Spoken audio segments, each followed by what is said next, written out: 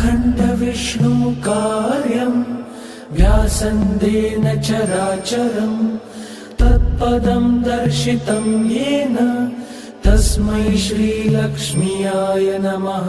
नारायण नारायण नारायण नारायण नारायण नारायण। अखण्डविष्णुकार्यं व्यासन्देन चराचरं तत्पदं दर्शितं येन तस्मै श्रीलक्ष्म्याय नमः। नारायण नारायण नारायण नारायण नारायण नारायण। अखण्डविष्णुकार्यं व्यास